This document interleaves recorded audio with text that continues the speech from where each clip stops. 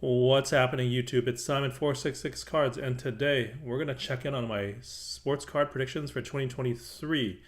I made these, as you can see, on my Instagram on December 21st, and I also made a YouTube video about it. I will put that link in the description below if you want to understand my rationale behind them. But 3 months in, I'm recording this on March 17th. Let's see how we're doing. And this came to mind because the first one was talking about closures or bankruptcies or M&A of companies and consolidation in the sports card space, because there's just too many companies and too many apps and too many companies doing the same thing, whether it's live stream fractional grading auction houses, right? And so this came to mind because Dibs ceases operations. So that is right here, fractional ownership. It's definitely this one's definitely happening, and who knows what'll happen in the next few months as Fanatics comes in and consolidates possibly some of these live streaming apps. And I don't see these four lasting either. Maybe not this year, but maybe next year, and we'll see what's happening with some of these auction houses. So I'd say for this one, check mark so far.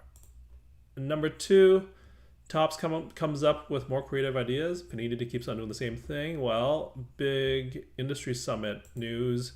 You can see here there was a bunch of stuff around baseball products being basically discontinued. Brady autographs for baseball. Bronny James. What else did they do? World Baseball Classic, retro fractors. And then they are also talked about the MVP promotion. They talked about Little League Baseball. There's like the J-Rod show stuff where he's doing this kind of thing. So there's quite a few things going on in terms of Topps and Fanatics doing a bunch of stuff, right? Doing a bunch of stuff.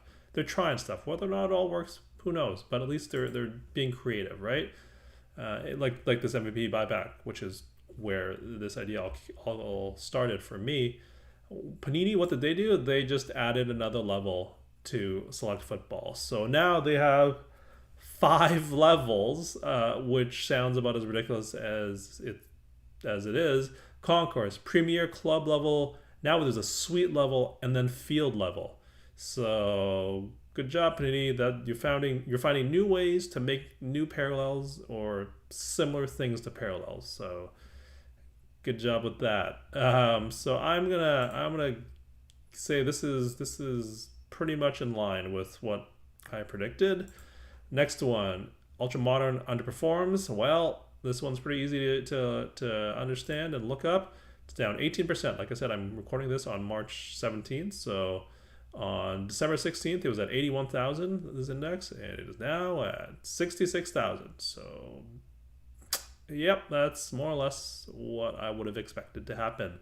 And I also said in here, led by silver and base further declining, right? So let's look at someone like Trey Young, down 25%.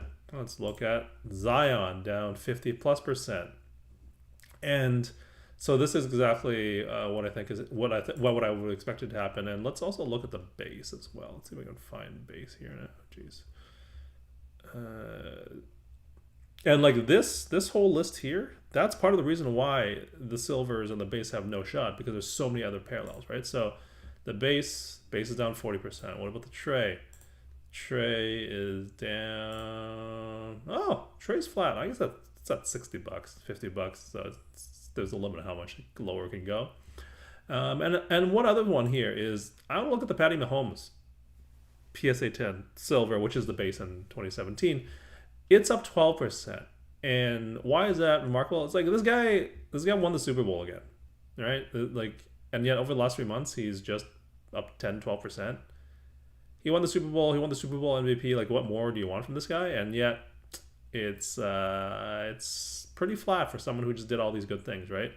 So again, this just proves that like you would expect this growth to be much higher, but it's 10%, 12%. So I actually think that this is more proof to the fact that it's being led by silver base. Like someone who wins Super Bowl MVP, looks like a clear all-timer, and he's up 12% despite cementing that legacy. So I'm thinking that this is pretty much in line with my prediction. The next one is a little bit more spicy take here. It's about Flawless becoming the top brand for basketball over National Treasures. And so for this one, you can see here there is a Flawless horizontal patch out of 25, BGS 7.5. So not a great grade, but that's a 3,800 here. Here's the card, right? 3,800 out of 25. This one is a NT horizontal patch out of 75, and it's got just an authentic, but the auto is a 10, very similar to the Beckett here, the 7.5. This one sells for 6,500, so we're still a little bit ways off for that. And you can see here, a month ago, this NT True RPA. Oh, that's a terrible picture. Good lord, I'm getting dizzy looking at it. So, anyways, there's 8.5 sold for 20K. That seems high to me. That seems a little suspicious, but even if you look at the two horizontals, the 75 with an authentic is going at 6,500 versus the 3,800 for an Atman 7.5. So I think that one's a little bit off. And then last but not least, I basically say, and I say Panini here, I should say all wax prices. I know I single out Panini a lot in my videos, but I think across the board, basically wax prices decrease. And I don't have any wax data here, but I think the fact that there's so many pictures you see on Facebook, on social media, showing all the wax and all the boxes available for retail, that's definitely a sign that nobody's buying. The demand for those products are drying up, and so I think that this is a pretty accurate prediction so far. I'm not sure about hobby products, but I think this is, if retail's any indication, the demand is drying up, which will eventually in the long term lead to wax prices going down. So that's it. Quick video today, just to check in on these predictions, and maybe we'll check in another 3 to 6 months, and then finally at the end of the year to see where we're at. As always, we preview next week's video, or the next video. This might not come out in a week from now. And so very similar to my topic here about Trae Young and Zion, I'm talking about the last pillar of the pandemic, as I'm calling it. Is it next? And so I'll just leave that for you to think about. As always, if you found this interesting and insightful, feel free to subscribe to my channel. I can be found on IG at the same handle, Simon466cards.